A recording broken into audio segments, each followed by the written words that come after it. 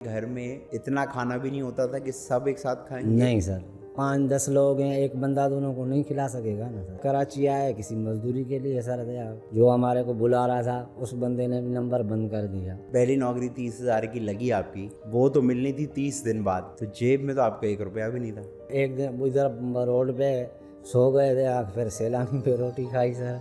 उस रात नींद आई थी आपको? नहीं, नींद कहाँ आई सर, ऐसे ही बैठे थे बस दुख सुख में माँ बाप पूछते हैं ना सर, बेगम तो नहीं पूछती है तो भाई आपके हालात, वो तो सिर्फ फ़ोन कर दिए भाई मुझे पैसे चाहिए। हमारे पास है ही कुछ नहीं, तो बनाएंगे क्या सर।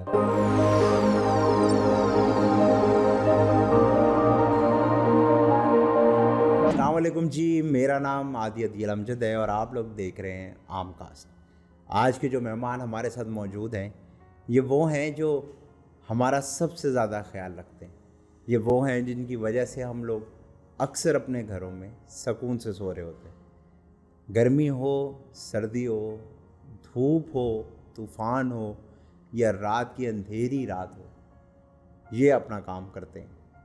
अकेले बैठते हैं, कोई बात करने वाला होता है या नहीं होता, इससे कोई फ़र्क नहीं पड़ता। इनका काम ऐसा है कि उसका तबीयत और नींद से भी कोई ताल्लुक़ नहीं।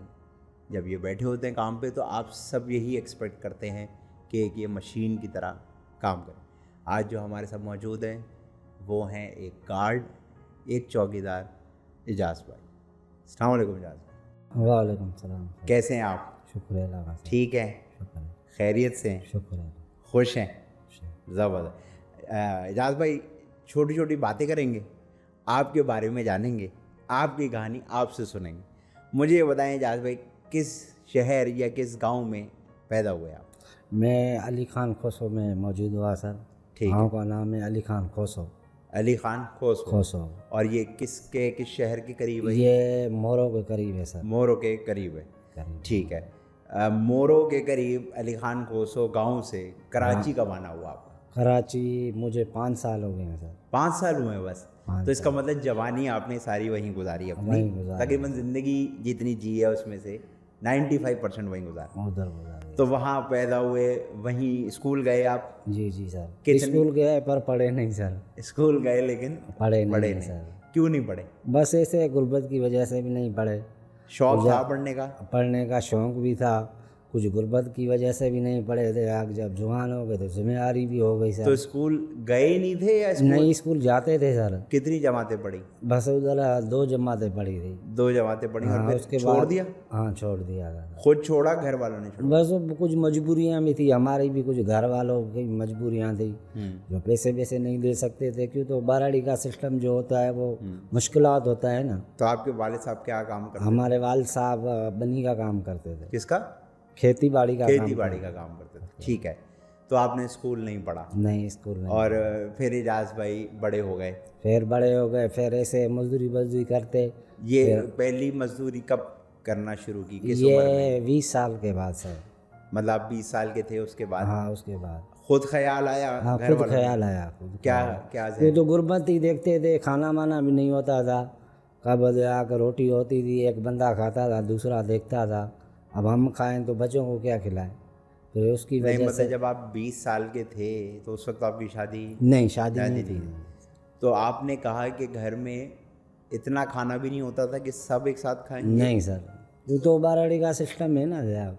उधर बंदा अभी 5-10 लोग हैं, एक बंदा दोनों को नहीं खिला सकेगा ना सर। तो आपके घर में कौन कौन था? आपकी मेरे वालिदा, घर में वालदा थी, अब्बू था, अम्मी थी, एक भाई था, दूसरा भाई था, मतलब 3 हम भाई थे। ठीक है। मेरे एक बहन थी। एक। और आपका नंबर इनमें कौन सा है? बड़े थे, छोटे हैं आप? मैं दूसरे नंबर का हूँ सर। दूसरे नंबर पे आप? दूसरे नंबर का। तो घर में खाने का सिस्टम आपने बताया कि सब एक साथ नहीं खा पाते थे, नहीं खा पाते थे। तो कैसे? अब उसमें से जो हमारा बड़ा भाई है वो अलग था हमारे से।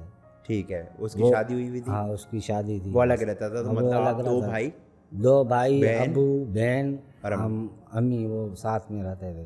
तो फिर कैसे दिमाग बनाया या कैसे घर वालों को मनाया कि मैं कराची बस जाना? ऐसे घर वालों को, अम्मी को बोला। फिर कोई ऐसा दिन भी था, एक दिन ऐसे ही बैठे थे, फिर अम्मी ने बोला भाई जाओ बाहर। फिर मुझे कोई दूसरा बंदा था, वो कराची लेके आया सर। कराची लेके आया? लेके आया। वो कैसे आए जाने वाला। कराची, मतलब किस चीज़ पे आए, बस पे वो आए? आए कराची, आए किसी मजदूरी के लिए सर दे आप, फिर आए इधर लग गए कराची में दे आप। तो जब कराची आ रहे थे, अपने गांव से निकले, तो यहाँ से पहली बारी कराची आ रहे होंगे आप? कराची पहली बार आया था सर मैं, उस टाइम में किराया सस्ता था। जब मैं गांव से निकला था मेरे पास 600 रुपये थे। टोटल 600 रुपया 600 रुपये थे दे आप। और गांव से यहाँ आए किसी किराए की बस पे? किराए की बस पे आए थे आप। वो जिस बंदे को मुझे लेके आया उसके पास भी पैसे नहीं थे सर, वो भी गांव से ऐसे ही निकल के आया। अच्छा, तो वो, अच्छा, जो लेके आया आपको वो गांव में ही रहता था? वो कराची गाँव में नहीं रहता था? नहीं, वो गांव में ही रहता तो था। वो किस तरह फिर लेके आया? उसने क्या कहा कि वहाँ चलते हैं? उसने बोला मैं मजदूरी करता हूँ, आप मेरे साथ चलें। मैंने उसको बोला भाई मेरे पास 600 रुपये हैं, आपके पास पैसे हैं? अरे अब उसने बोला हाँ मेरे पास हैं। जब आए गाड़ी में, उधर स्टाफ से बैठे, उसने बोला भाई पैसे, मेरे गाड़ी में बैठे, उसने बोला भाई मेरे पास पैसे नहीं हैं। फिर मैंने उसको बोला भाई जो तेरे पास पैसे नहीं हैं तो फिर मुझे तू क्यों लेके चल रहा है? ठीक है। फिर आप मुझे नहीं लेके चले ना। हाँ हाँ। फिर उसने बोला नहीं गुजारा हो जाएगा। 600 रुपये थे।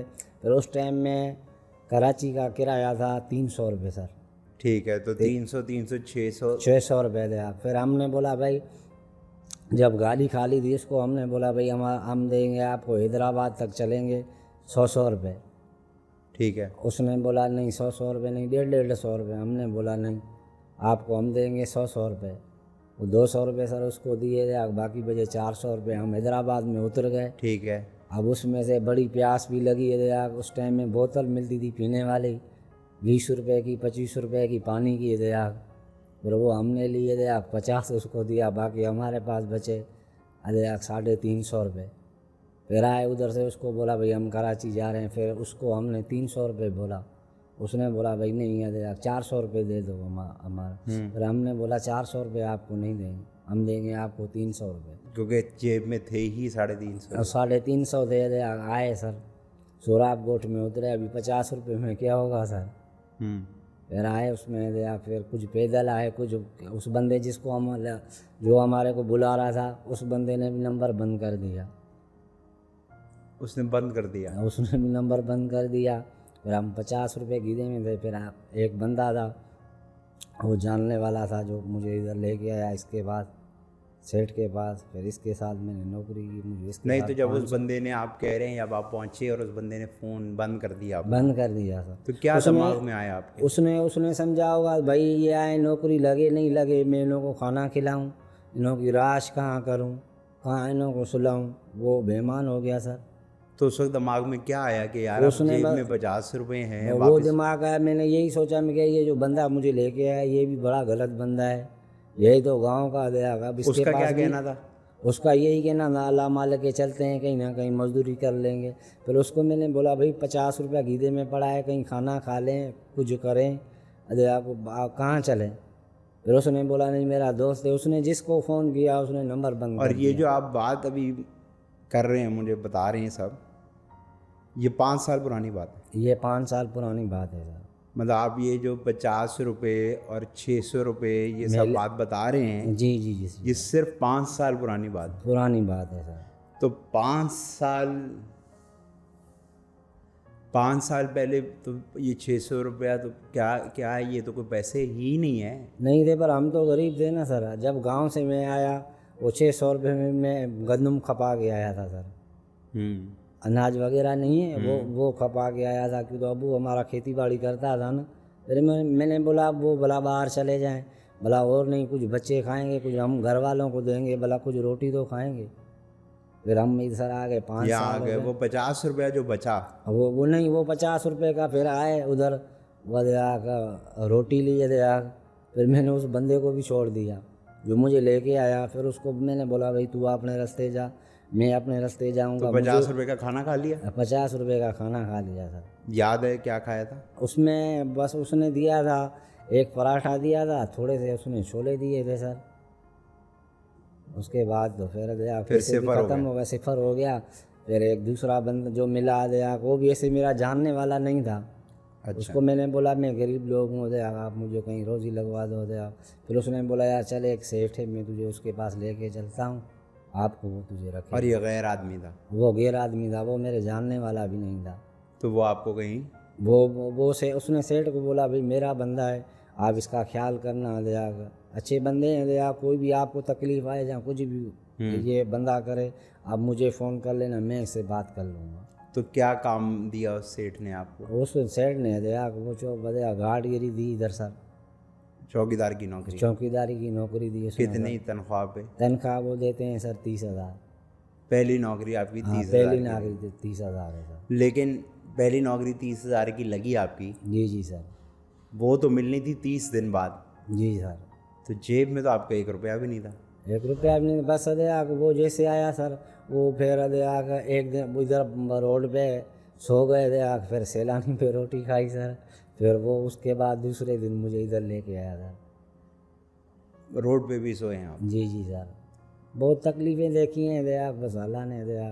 तो जब जिस रात रोड पे सोए आप, जी जी सर।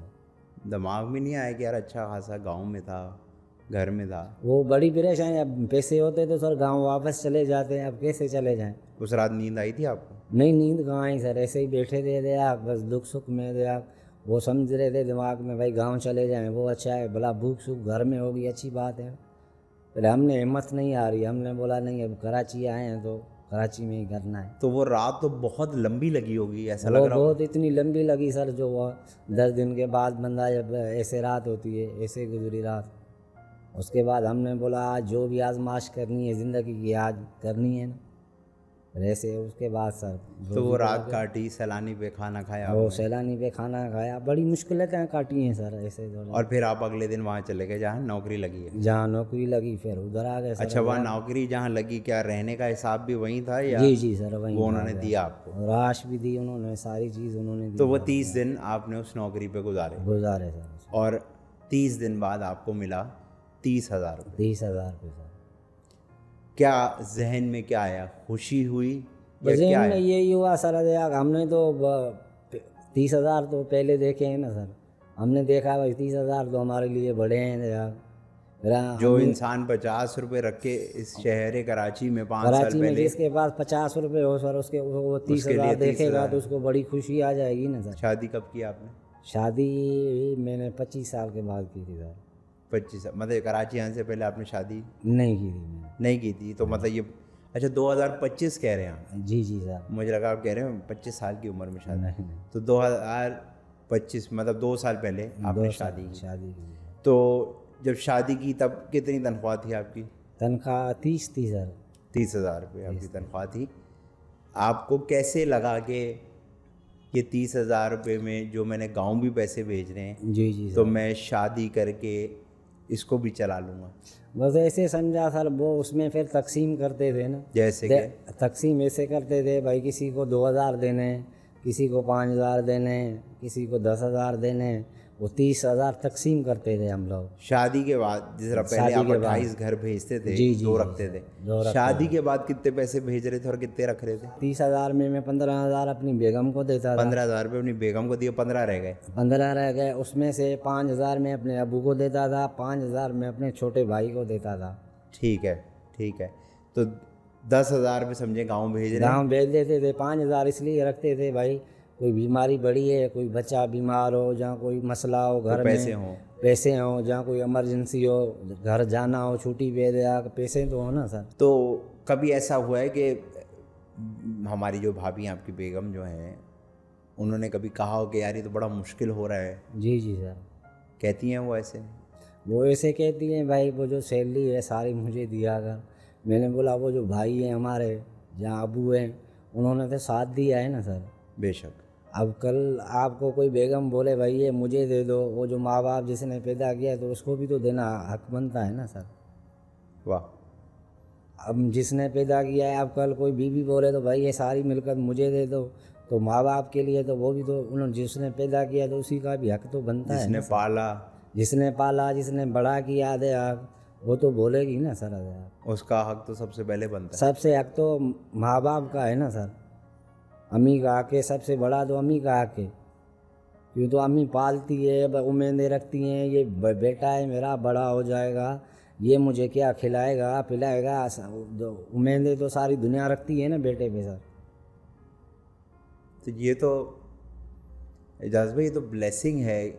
अगर इंसान इन हालात में भी अपने माँ बाप के बारे में इतना सोचता है, क्योंकि देखे ना, जिसकी ज़िंदगी थोड़ी मुश्किल है उसके पास तो ये बड़ा आसान सा बहाना है कहना कि यार मेरी तो अपनी ज़िंदगी नहीं आसान, मैं किसी और के बारे में क्या सोचूं। लेकिन ये तो अल्लाह की तरफ से मेहरबानी है जी कि इन हालात में भी आप सबसे पहले अपने माँ बाप के बारे में सोचते हैं। मैं सबसे पहले जो भी है ना सर, मैं अपने माँ बाप के बारे में सोचता हूँ। माशाल्लाह मेरे बच्चे भी हैं अभी 2। अरे मैं सबसे जो है ना सारी मतलब जो भी बात साइड पे रख लेता हूँ। अम्मी को कभी भी जवाब नहीं देता हूँ। मुझे कभी रिश्तेदार बोलते हैं भाई आपके पास पैसे हैं, आप सैली बेगम को दो, मैं उन्हों को बोलता हूँ भाई क्यों दूँ उसको, जब उसको इतना जो मेरी हैसियत है मैं उसको अपना हक तो दे रहा हूँ ना। बेशक बेशक। जिन्होंने मुझे पाला है, जिन्होंने बड़ा किया है, मैं उसको क्यों नहीं दूँ। अब वो बोलते हैं तो है ना भाई हमारे भी बेटे हैं दया। अब जैसे अबू है हमारा, उन का भी अबू तो बोलता होगा ना भाई ये बेटे हैं, वो तो अपने माँ बाप को भी तो देते होंगे ना।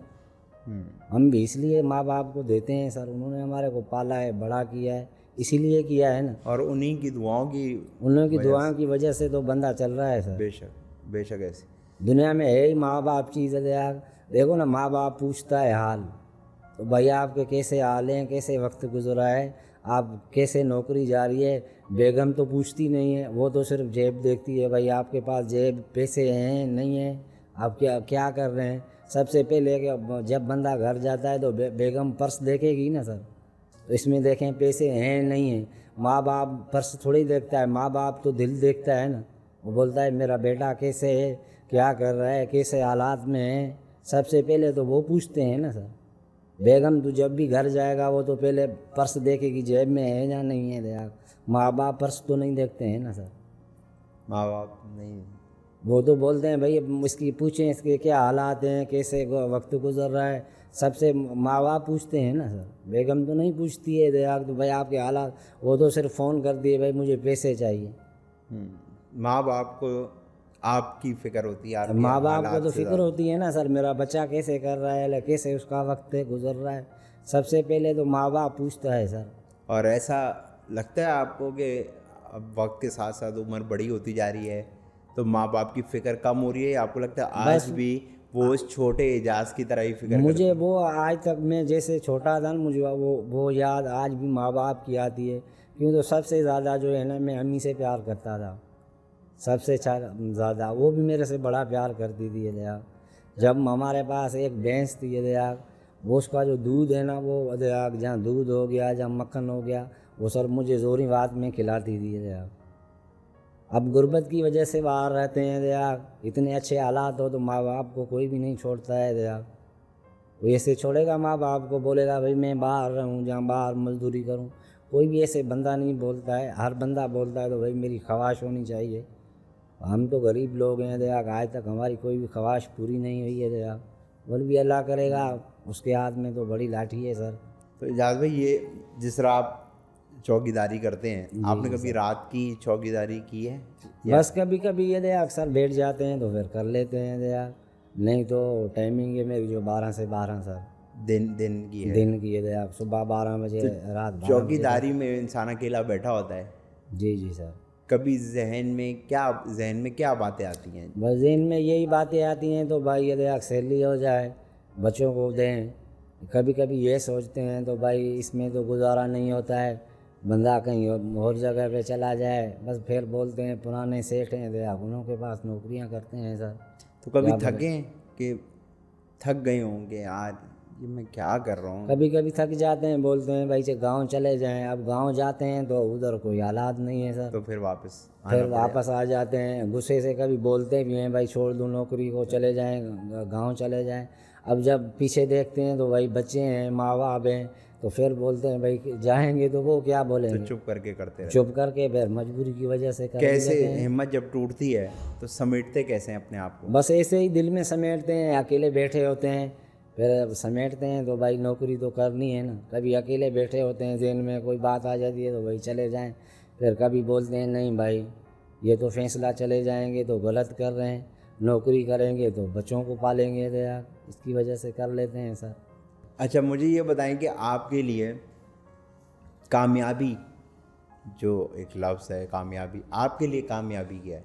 बस कामयाबी यही है सर, हम बोलते हैं अल्लाह इतना दे जो ज़िंदगी अच्छी बन जाए, दे बंदा किसी के आगे मुताज नहीं हो, अपना कमाए, हलाल अपना कमाए। कमाए, हिलाल का कमाए को अल्लाह ताला इतना दे दे दे जो अपनी रोज़ी हो जाए, तो बंदा किसी के पास मुताज नहीं हो ना।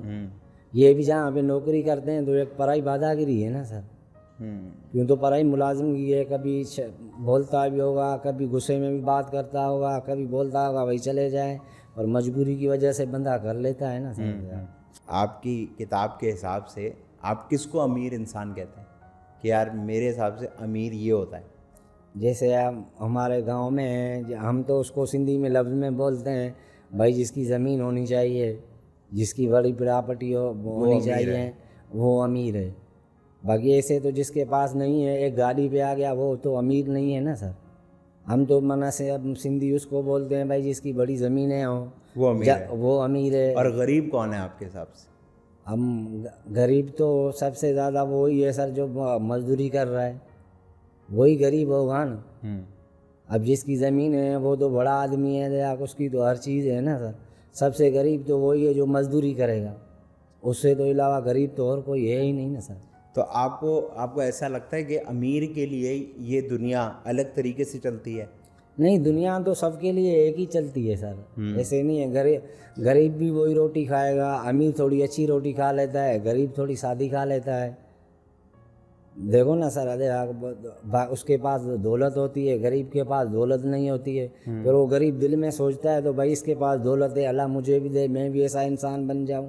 पर जो गरीब है, फिर भी जो बड़े लोगों से ज़िंदगी गरीब की अच्छी गुजरती है, क्यों तो उसके पास तो है ही कुछ नहीं ना सर। वो बोलेगा भाई मुझे ये सैलरी मिलेगी, मैं इससे गुजारा चला जाऊंगा। सही है। तो बड़ा आदमी बोलेगा भाई मुझे इधर से पैसे आ जाए, इधर से आ जाए, इधर से आ जाए, मैं कोई गाड़ी खरीदूं, कोई बंगला खरीदूं, जहाँ कोई मैं बाहर चला जाऊँ।